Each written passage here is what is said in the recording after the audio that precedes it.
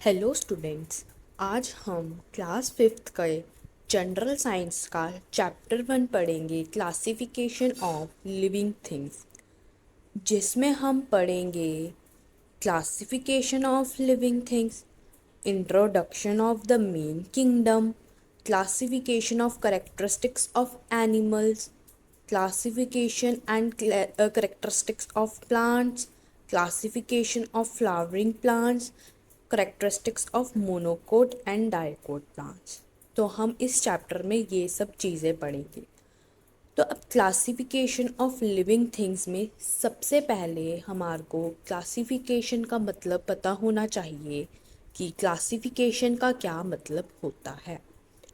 Classification means sorting out things into groups on the basis of similarities and differences among them।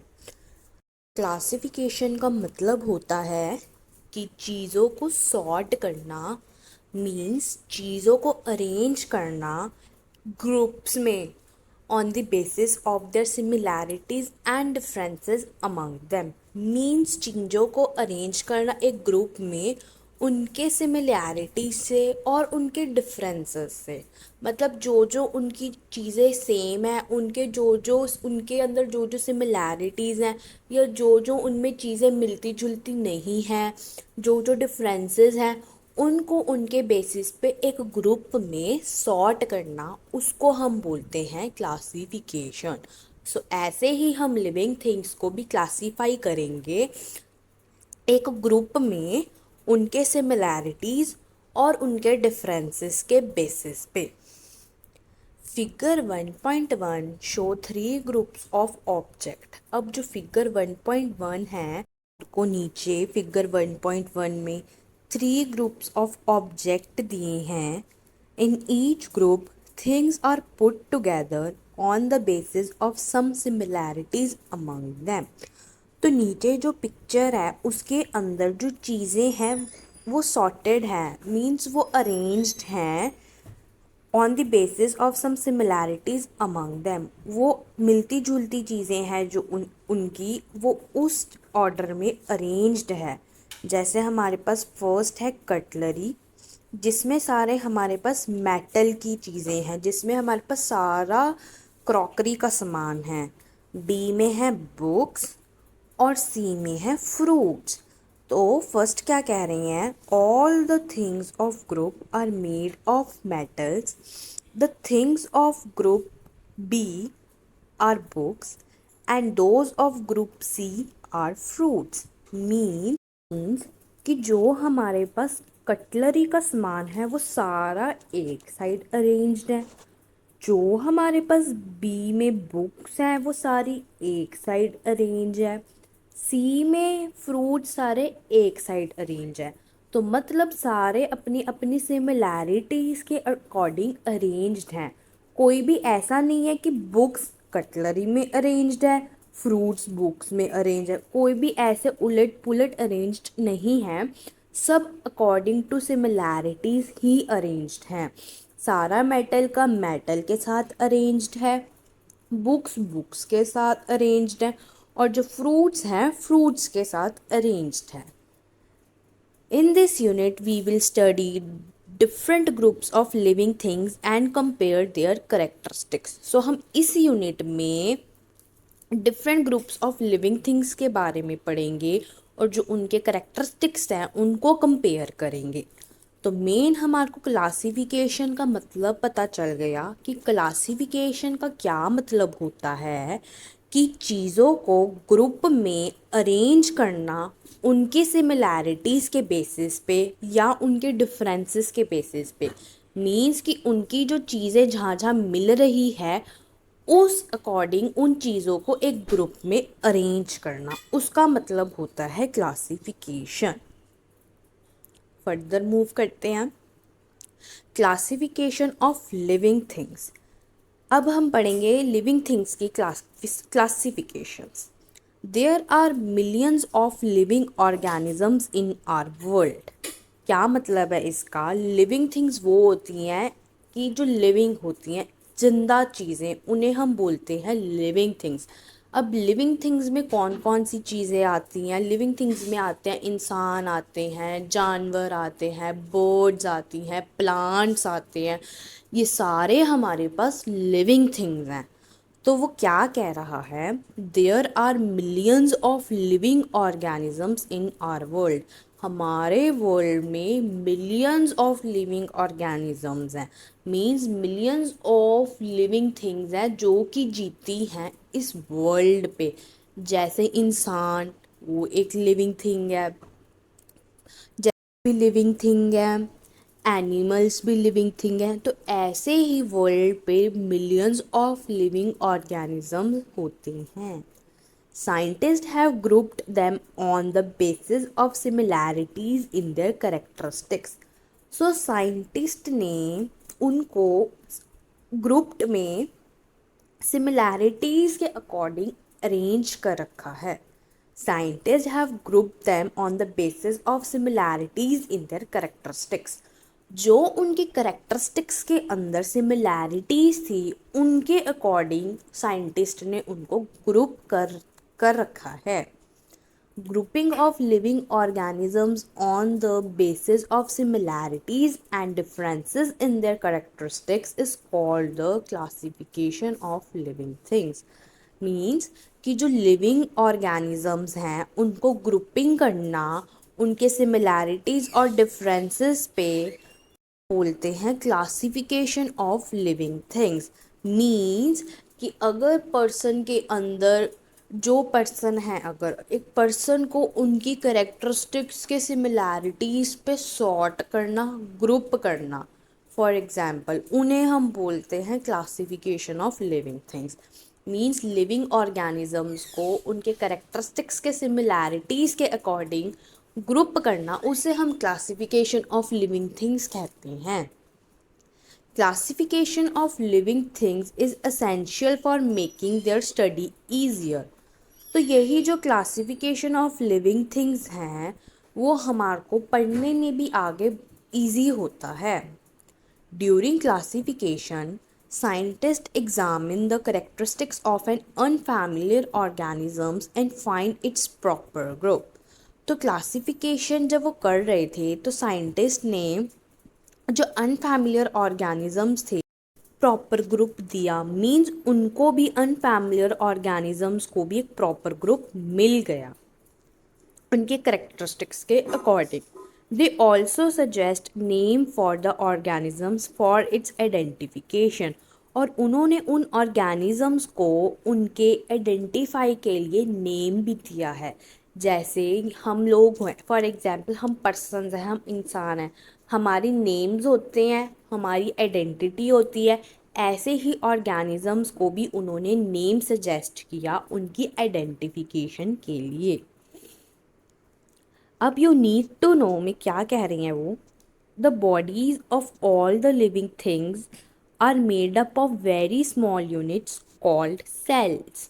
ये क्या कह रहे हैं कि जो लिविंग थिंग्स होते हैं, जो उनकी बॉडी होती है, मीन्स जो इंसान है हम लोग, हमारी जो बॉडी होती है, एनिमल्स है उनकी जो बॉडी होती है वो होती है जिन्हें हम बोलते हैं सेल्स। मीन्स कि जो हम लोग हैं हमारी बॉडी भी स्मॉल यूनिट से बनी है जिनको हम बोलते हैं सेल्स। हम जो एनिमल्स, जो हम लोग, जो इंसान, हम सबकी बॉडी सेल्स से बनी है। The organisms whose body consists of single cells are called unicellular organisms.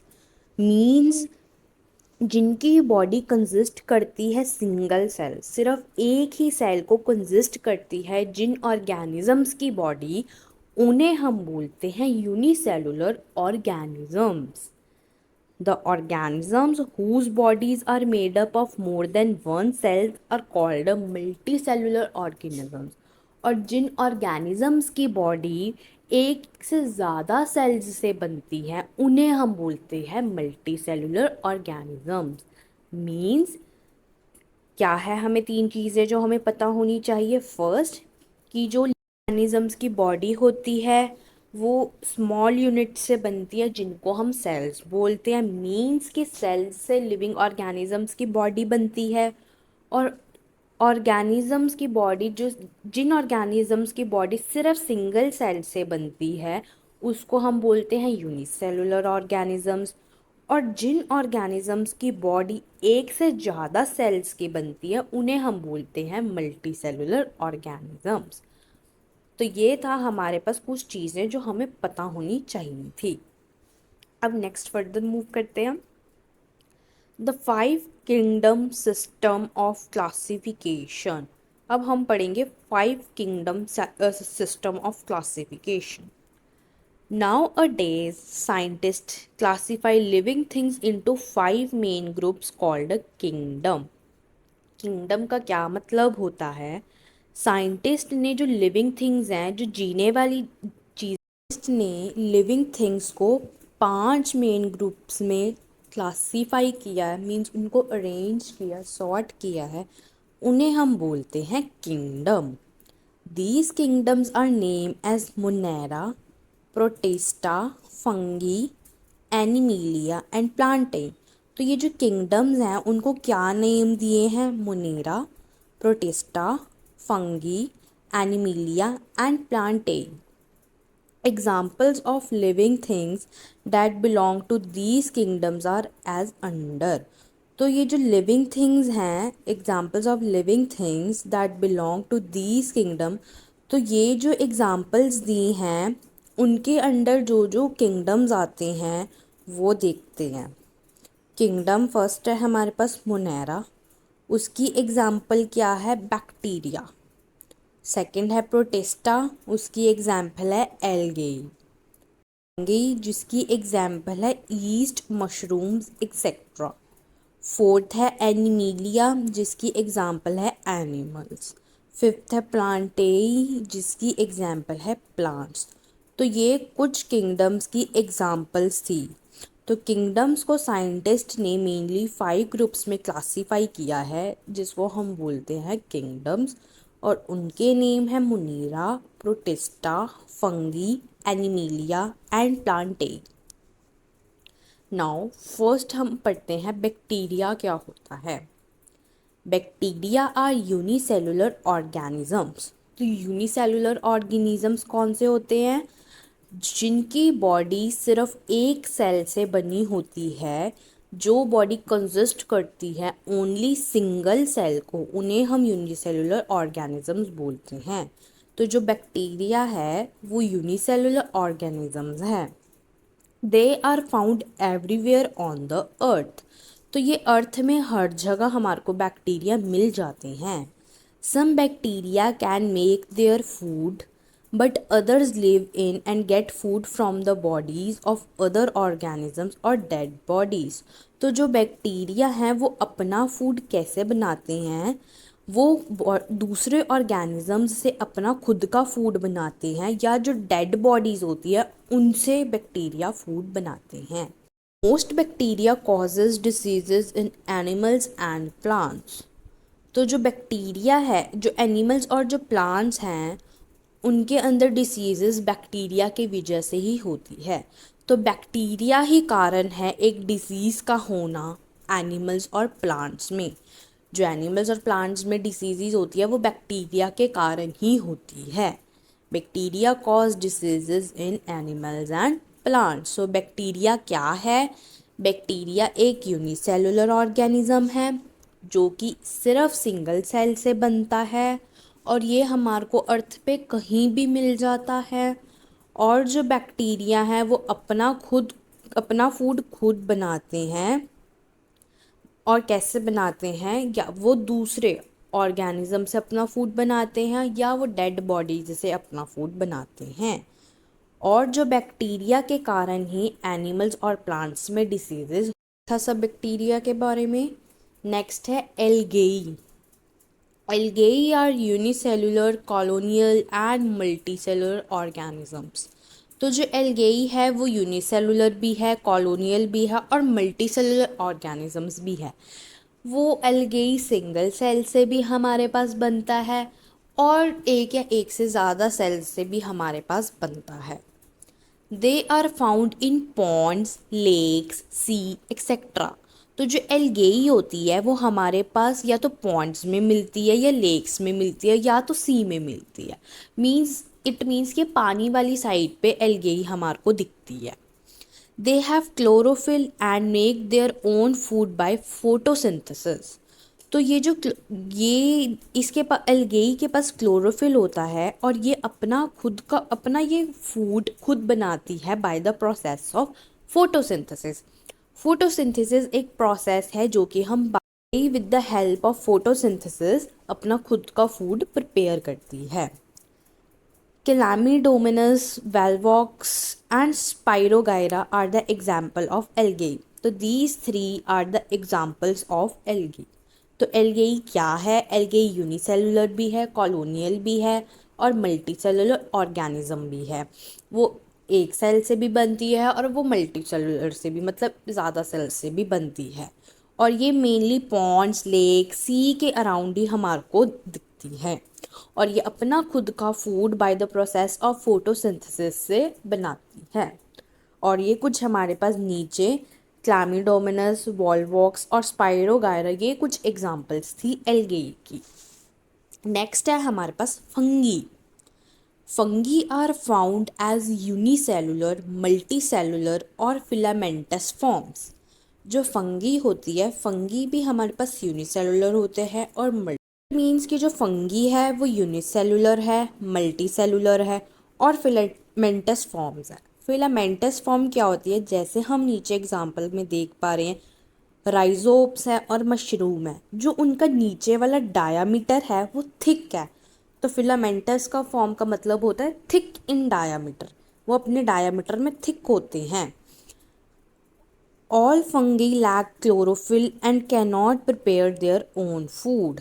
तो वो जो फंगी होती है वो अपना फूड खुद नहीं बना पाती। They absorb food from there surroundings. तो जो हमारे पास फंगी है वो जो फूड है वो खुद नहीं बना पाती, इसलिए वो फूड एब्जॉर्ब करती है सराउंडिंग से, मतलब आसपास के नेचर से। Yeast, rhizomes and mushrooms etc. are included in kingdom fungi। तो ये जो ईस्ट, राइजोप्स और जो मशरूम्स हैं ये किंगडम फंगी में ही इंक्लूड होते हैं। Yeasts are microscopic fungi. तो जो यीस्ट है वो एक माइक्रोस्कोपिक फंगी है। Rhizopus means black bread mould grow on moist bread and fruits. अब जो ब्रेड या फ्रूट्स है उनके ऊपर हमारे पास फंगी आ जाती है वाइट वाइट कलर की। तो वो कह रहे हैं कि मशरूम्स अम्ब्रेला लाइक फंगी होती है, appear on dumps of debris and heaps of dung. It means कि ये कुछ एग्जाम्पल्स थी हमारे पास कि फंगी किसे कहते हैं। कि जो हमारे पास जो ईस्ट है वो माइक्रोस्कोपिक फंगी है और जो हमारे पास राइजोप्स हैं वो कैसे होते हैं? ब्लैक ब्रेड मोल्ड होती हैं, ग्रो ऑन मॉइस्ट ब्रेड की मॉइस्ट ब्रेड पे या फ्रूट्स पे हमारे पास फंगी लग जाती है। और मशरूम अम्ब्रेला लाइक फंगी होती है जो कि डंप्स पे लगती है, हीप्स ऑफ डंग पे लगती है, जो वेस्ट होता है उस पे लगती है। ये इन्हें हम बोलते हैं फंगी। मीन्स जो फंगी है वो यूनिसेलुलर है, मल्टी सेलुलर है और फिलामेंटस फॉर्म है और ये अपना खुद का फूड प्रिपेयर नहीं कर पाती, तो जिसके कारण ये अपने सराउंडिंग्स से फूड को एब्जॉर्ब करती है। और ईस्ट, राइजोब्स और मशरूम्स कुछ एग्जांपल्स हैं हमारे पास। लाइक कि हमारी जो ब्रेड्स होती हैं, फ्रूट्स होती हैं, वो जब कुछ काफ़ी पुराना हो जाता है तो उस पे फंगी लग जाती है। ये थी कुछ एग्जाम्पल्स। अब है हमारे पास animals. Animals are a major group of multi cellular organisms.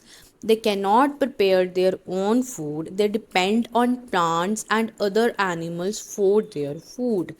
तो जो एनिमल्स हैं वो मल्टी सेलुलर ऑर्गेनिजम्स हैं, वो अपना खुद का फूड प्रिपेयर नहीं कर पाते, तो दे डिपेंड ऑन प्लांट्स। तो वो प्लांट्स या एनिमल्स पे अपने फूड के लिए डिपेंड रहते हैं, वो खुद अपना फूड प्रिपेयर नहीं कर पाते। पर ये जो हमने पढ़ा बैक्टीरिया और एल्गे, ये अपना फूड खुद बनाती हैं, पर फंगी अपना फूड खुद नहीं बनाती। फंगी अपना फूड खुद नहीं बनाती। और ये हमने जो पढ़ा बैक्टीरिया, एल्गेई, फंगी, ये हमारे पास से यूनिसेलुलर ऑर्गेनिजम्स, बट एल्गेई और फंगी मल्टी सेलुलर भी थे। अब हम पढ़ेंगे एनिमल्स की क्लासिफिकेशन, जिसमें जो एनिमल्स हैं वो मल्टी सेलुलर ऑर्गेनिजम्स हैं और वो अपना फूड खुद प्रिपेयर नहीं कर सकते, वो दूसरों पे डिपेंड रहते हैं। एनिमल्स हैं वो दूसरों पे, प्लांट्स पे डिपेंड रहते हैं या कोई अदर एनिमल्स पे डिपेंड रहते हैं अपने फूड के लिए। Plants plants are photosynthetic multicellular organisms, ये भी एक फोटोसिंथेटिक मल्टीसेलुलर ऑर्गेनिजम्स हैं, जो कि हम अभी फर्दर क्लासिफिकेशन में इन सब के बारे में पढ़ेंगे। तो let me start classification and characteristics of animals. अब हम करेक्टरिस्टिक्स पढ़ेंगे एनिमल्स की।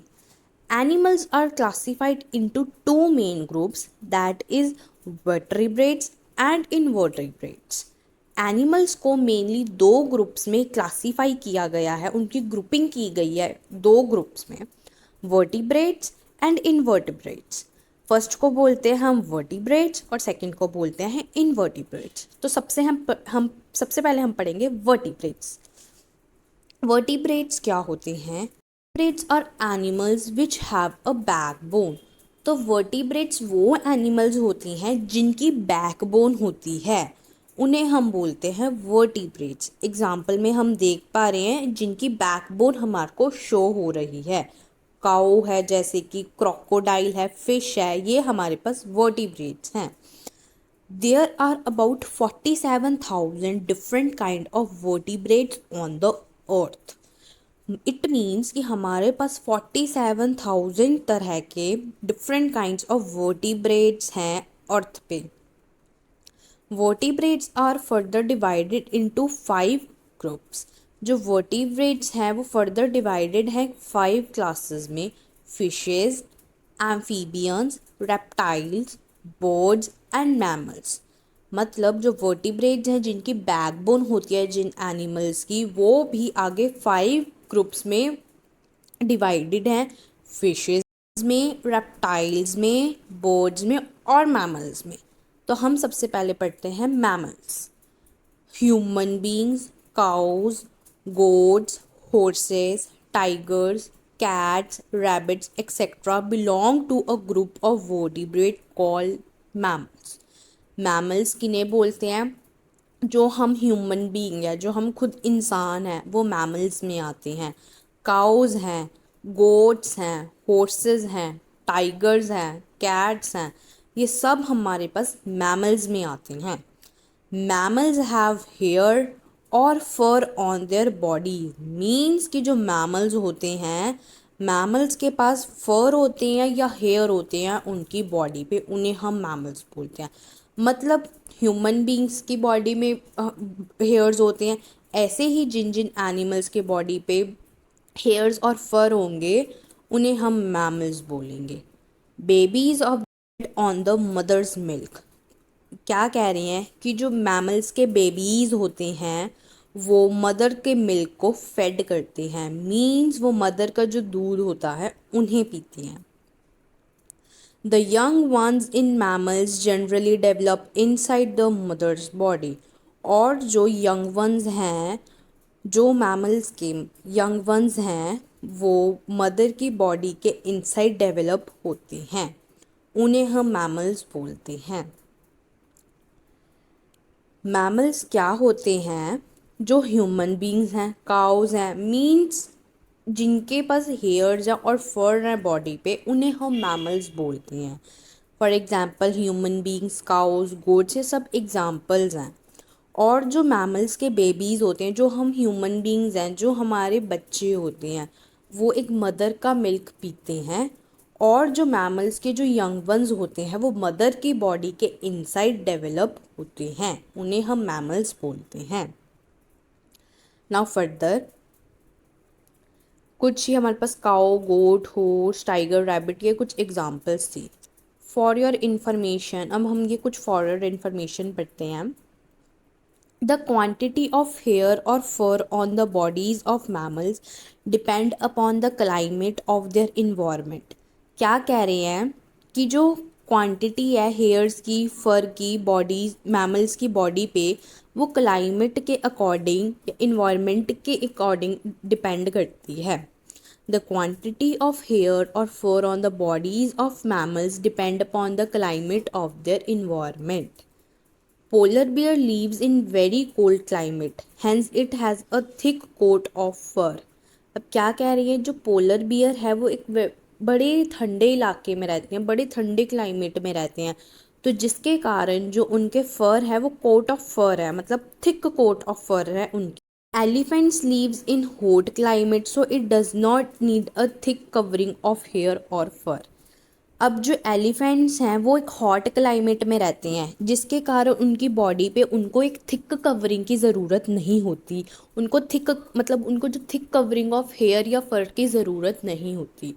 पोलर बियर को थिक कवरिंग ऑफ हेयर और फर की ज़रूरत होती है, क्योंकि वो एक ठंडे इलाके में रहते हैं, इसीलिए कि मतलब उन्हें सर्दी ना लगे, तो उनको ऑलरेडी एक थिक कोट ऑफ फर की कवरिंग होती है। तो क्या कहते हैं कि जो हेयर और फर होते हैं बॉडीज़ पे एक मैमल्स की, वो भी एक क्लाइमेट पे डिपेंड रहती है कि उनकी बॉडी पे किस टाइप के हेयर और फर होंगे। Whale and dolphin are mammals. Whale और डॉल्फिन्स भी मैमल्स हैं। Blue whale is the world's largest animal. जो ब्लू व्हेल है वो एक वर्ल्ड्स का लार्जेस्ट एनिमल है। About 35 meters long and nearly 120 tons in weight. Means कि 35 मीटर तो बड़ा है और 120 टन उसका वेट है। इंडस ब्लाइंड डॉल्फिन और Susu is a river dolphin of Pakistan not found anywhere else in the world. और ये क्या कह रहे हैं, एक इंडस ब्लाइंड डॉल्फिन है और एक सुसु इज़ अ रिवर डॉल्फिन है एक पाकिस्तान की, जो कि जो जिसका पता ही नहीं चला है, जो नहीं मिलती है हमारे को वर्ल्ड में। Human, monkey, gorilla, chimpanzee are intelligent animals. जो हम ह्यूमंस हैं, मंकीज़ हैं, ये सारे इंटेलिजेंट एनिमल्स हैं। They have highly developed brain. इनका जो ब्रेन, ह्यूमंस हैं वो भी एक मैमल्स हैं, तो वो इंटेलिजेंट मैमल्स हैं, क्यों? ब्रेन है वो हाईली डेवलप्ड है। Bat is a flying mammal. और जो बैट है वो एक फ्लाइंग मैमल है। ये क्या कह रहे हैं कि सबसे पहले पॉइंट क्या कहता है कि जो हेयर की क्वांटिटी या फर की क्वांटिटी है मैमल की बॉडी पे, वो भी डिपेंड करती है इन्वायरमेंट पे या क्लाइमेट पे, कि क्लाइमेट कैसा है। अब जो पोलर बियर है वो एक कोल्ड क्लाइमेट में रहते हैं, तो जो उनकी कवरिंग है वो थिक कवरिंग है। और जो एलिफेंट्स है वो हॉट क्लाइमेट में रहते हैं, तो जो उनकी हेयर या फर की कवरिंग है वो थिक नहीं है। सेकंड क्या कह रहा है, जो वेल और डॉल्फिन है वो भी मैमल्स हैं, और जो ब्लू वेल है वो वर्ल्ड लार्जेस्ट एनिमल है, और वो अबाउट 35 मीटर्स लॉन्ग है और 120 टन उसका वेट है। ह्यूमन, मंकी, गोरिल्ला, ये कुछ हमारे पास इंटेलिजेंट मैमल्स हैं, क्यों? क्योंकि इनके पास एक डेवलप्ड ब्रेन है। और जो बैट है, बैट एक फ्लाइंग मैमल है। चीज़ें हमारे को पता होनी चाहिए थी। So thank you. That's for the today's class.